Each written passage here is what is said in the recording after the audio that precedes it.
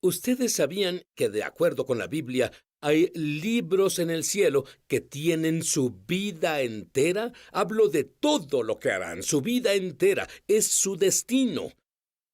Y ya está grabado. Y la gran pasión de Dios es que cumplan el destino que Él tiene para ustedes, y todos tienen un destino. Y es un buen destino. No importa la edad que tengas, mi invitado tiene información, revelación, digamos, que te permitirá detener al diablo y sus intentos de interferir con el cumplimiento de tu destino. ¿Les gustaría descubrir esto? A mí también.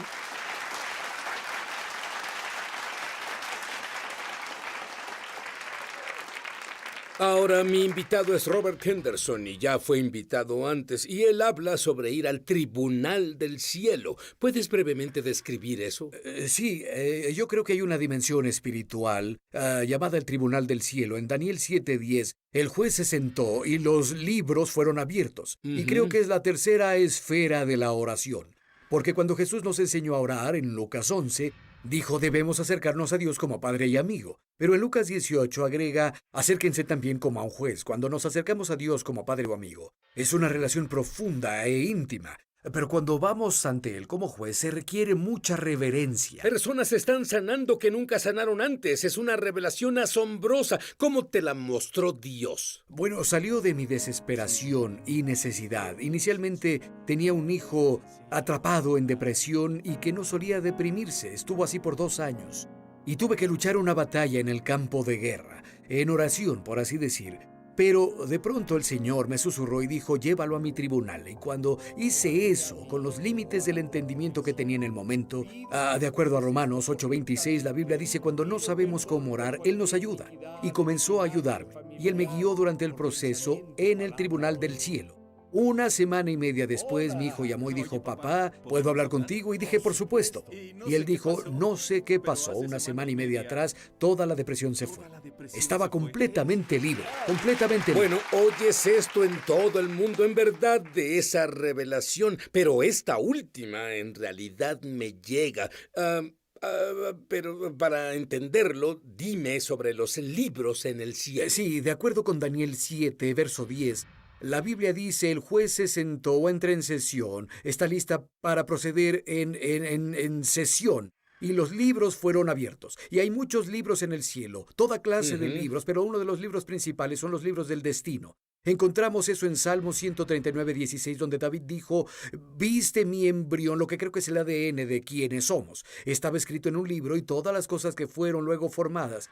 Todo estaba escrito en tu libro antes del inicio del tiempo, y lo que las personas no entienden es que tenemos que alcanzar nuestro destino divino para que el propósito de Dios se cumpla en la tierra. Cuando todos somos como el cuerpo de Cristo, Es una sinfonía. sí, sí, cuando logramos nuestro destino, Él logra su propósito. Bien, ¿cuál es el problema? El problema es que el enemigo usa cosas legales en la esfera espiritual para evitar que lleguemos a nuestro destino. Por eso, Daniel 7:10 dice, el juez se sentó y los libros fueron abiertos, tomará actividad de un juzgado para lograr que lo que está en los libros se aplique en práctica en la vida real. ¿Cuál es la estrategia mayor del diablo? ¿Cuál usa Él más? usa 3 áreas básicas para trabajar en nuestra contra. Primero, en Lucas 22:31, dice que Jesús dijo a Pedro, Satanás desea tenerlos. Bien, esa palabra desear literalmente significa que demandó ponerlos en juicio. Y Satanás estaba consciente de lo que era el destino de Pedro en su libro y que usaría un juicio o un alegato legal en un tribunal para negarle su derecho a tener eso. En otras palabras, él diría ante Dios, tengo evidencia que descalifica a Pedro para su destino.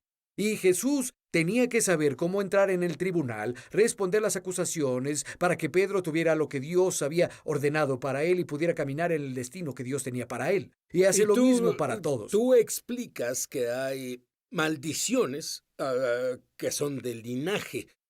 Si alguien tiene una maldición, dame unos ejemplos de lo que puede ser una pista de que hay una maldición operando en Bueno, su lo vida. primero que una maldición hace es crear una mentalidad errónea.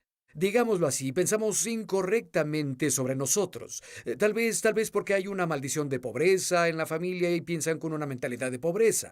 No creen que Dios quiere que prosperen. Y o hay una enfermedad en la familia, o hay depresión en el linaje, o hay asuntos de ira en el linaje, y moldea y cambia la forma en que nos vemos.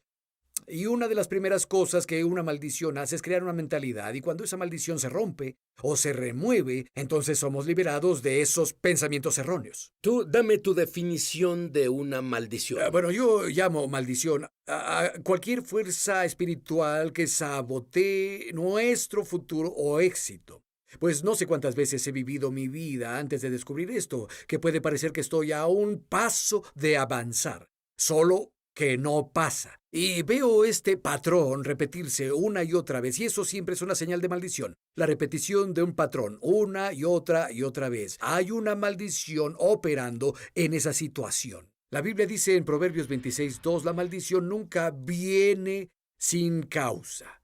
Dice que es como aves volando alrededor, buscando dónde aterrizar. Dice que la maldición debe tener una causa. La palabra causa implica que encontró un derecho legal para operar contra ese linaje, y por eso ver ciertos tipos de actitudes, comportamientos, enfermedades, depresiones o lo que sea, pasando de generación en generación sin poder llegar al destino ordenado por Dios. Brevemente, tú tenías una maldición en tu linaje que, de no haber sido manejada, el diablo hubiera evitado que estuvieras sentado en esa silla hoy. Absolutamente, pues descubrí que la timidez era una maldición. En mi linaje familiar, mi papá era muy tímido, mi hermana mayor era muy tímida, y hacia atrás, yo era tan tímido que cuando mi esposa y yo salíamos, ella tenía que pedir por mí.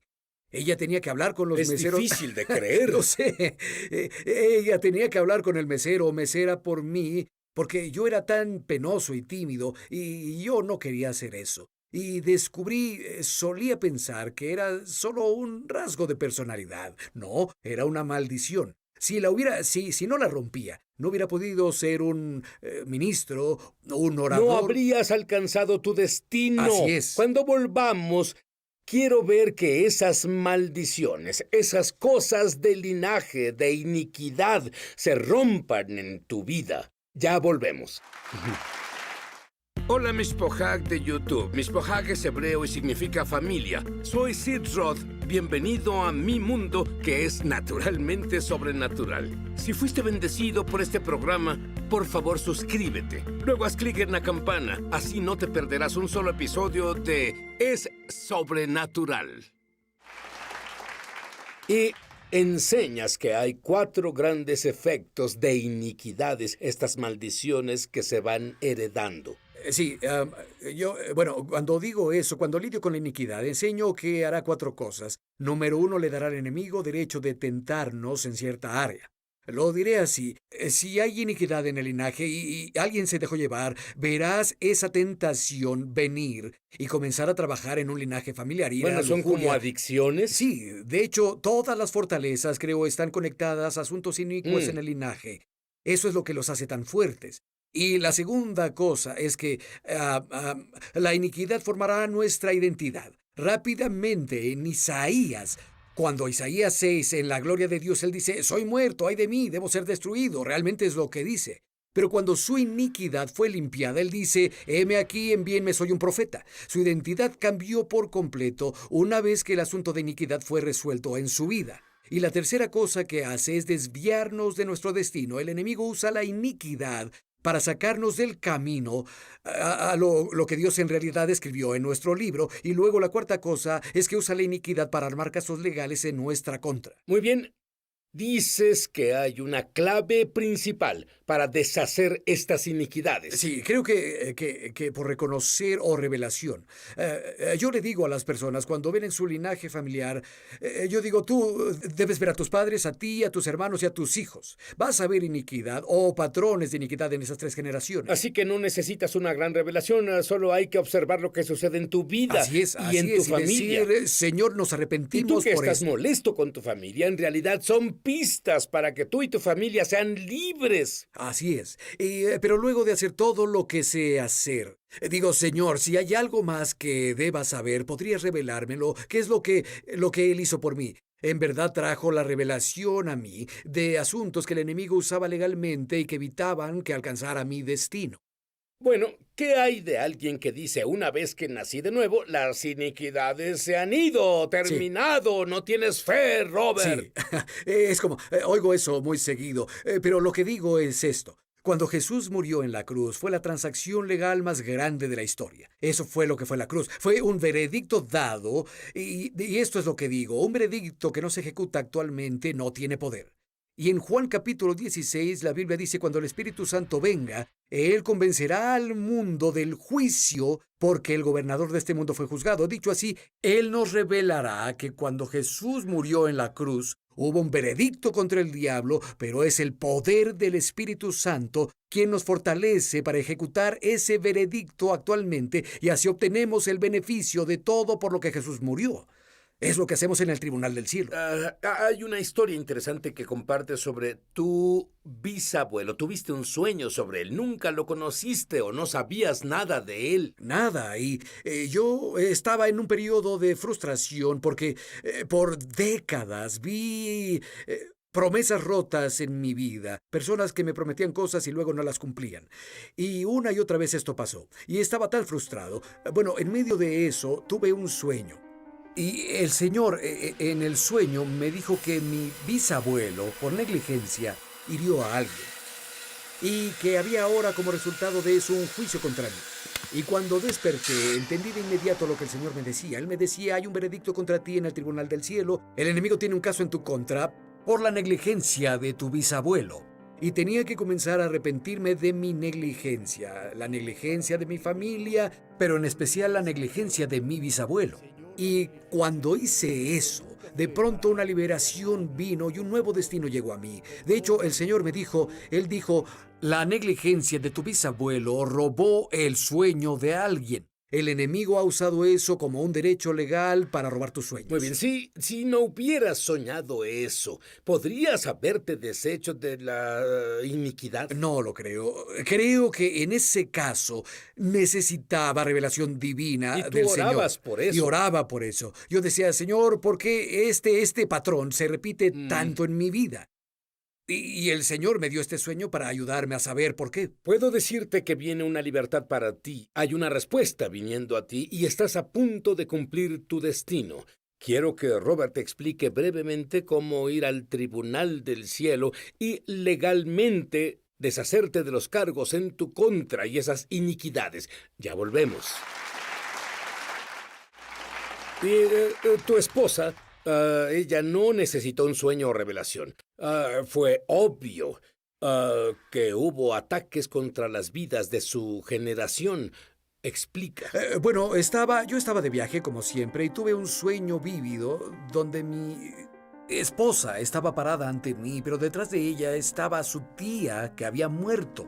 Murió hace 20 años y supe que en el sueño la tía era parte de la nube de testigos de la que la Biblia habla y nadie la vio más que yo. Mi esposa me decía, me pongo más y más fuerte, pero su tía parada detrás de ella tenía sus brazos cruzados y movía la cabeza comunicándose conmigo. No, se pone más y más débil y morirá prematuramente.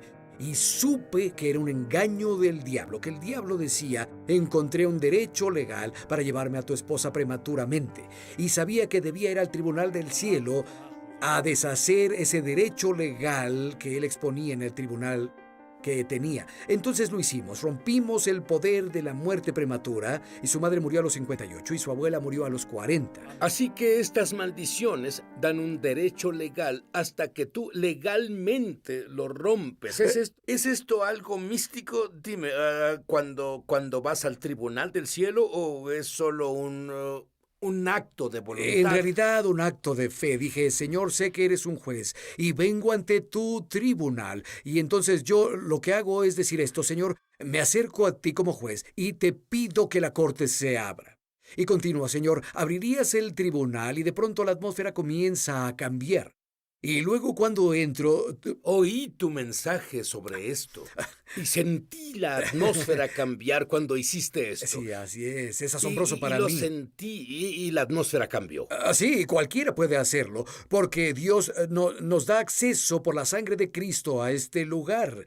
Y dije, bien, Señor, que el tribunal abra y yo entro y yo... ¿Tienes miedo de este juez? No, en un sentido terrorífico o tormentoso. Verás, aunque tienes reverencia, yo creo que el arreglo es con el juez. Sí. Creo que el juez es el padre. ¿Tú qué crees? Así es.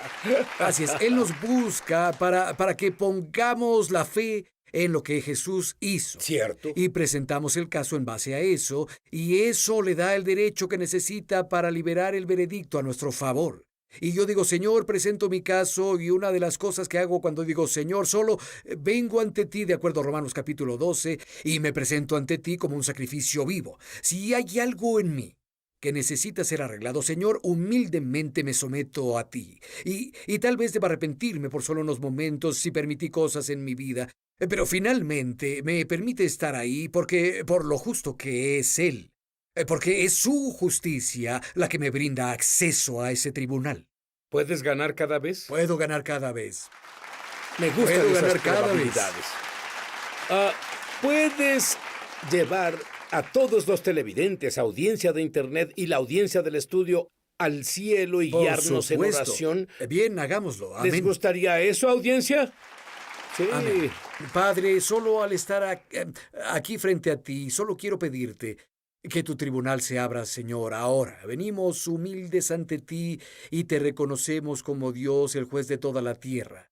Pero decimos que el tribunal se abra y, Señor, por fe ahora, aún al ver las puertas abrirse, Señor, entramos a tu tribunal y venimos.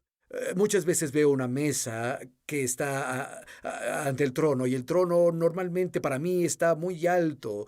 Nos veo ante el trono en esa mesa y, Señor, estando aquí, solo decimos que si hay algo en nosotros que te desagrada, permitas que tu sangre limpie eso ahora mismo. Ahora mismo. Y, Señor, estando aquí, quiero pedirte que cualquier pecado, transgresión o cualquier iniquidad de nuestro pasado que el enemigo esté usando para presentar un caso contra nosotros, podrías tú, de acuerdo con Colosenses 2:14, podrías hacer que cada acusación en nuestra contra, que no sea contraria, sea quitada del camino por quien eres y lo que has hecho en la cruz. Señor, te agradezco por hacer eso, y que todos los que nos ven ahora, que todo caso en contra de ellos, te pido por la sangre de Jesús, se descarte y se remueva. Y, Señor, ahora que sus peticiones y sus destinos sean sellados y asegurados y se vuelvan realidad para ellos. En el nombre de Jesús. Te agradezco por hacer eso. Amén. Amén. ¿Sabes qué, Robert? Parece tan simple. En realidad es tan Lo simple. Sí, en realidad pues cuando estás ante el Señor y tienes más tiempo, puedes decir, Señor, es como una relación con Él. Pero ¿qué tal si no veo el cielo, no veo la mesa, no veo el tribunal? ¿Funcionará igual? Sí, porque por un largo tiempo no veía nada y obtenía grandes resultados. Y era cuando dije, Señor, quiero ver. Yo he oído y he sentido toda mi vida espiritual, pero, Señor, quiero ver. ¿Abrirías esa esfera para mí? ¿Me dejarías ver? Y al postrarme por fe, estoy consciente de eso, pero no tenía que tener eso. Podía solo moverme por fe basado en lo que veo en la palabra de Dios. Dices que Moisés es un gran ejemplo de esto. Explícalo brevemente. Bueno, Dios dijo a Moisés, quítate del camino, estoy harto de Israel, voy a eliminarlo. Lo recuerdo, no estaría aquí hoy si no fuera por Moshe Rabbeinu.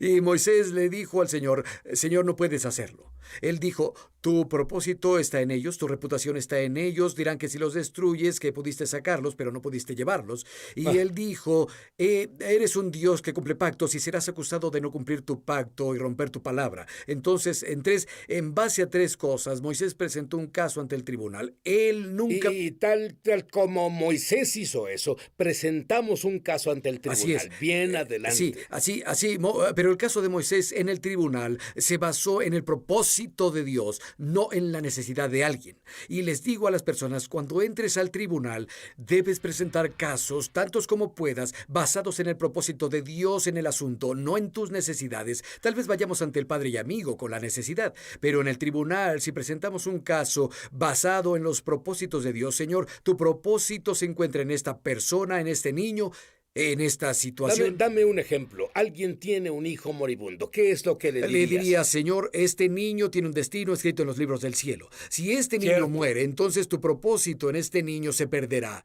Así que te pido, Señor, por favor, levántate y emite un veredicto para su sanidad, para la liberación de la drogadicción, que sea liberada de la rebelión. Señor, deja que estos poderes se rompan o perderás tu propósito en este niño. Así es como Moisés se dirigía a Dios. Yo oro en el nombre del que está sobre todo nombre, Yeshua HaMashiach Tzidkenu, Jesús el Mesías, nuestra justicia, que tú vas a cumplir tu destino y que ninguna maldición va a prosperar en tu vida.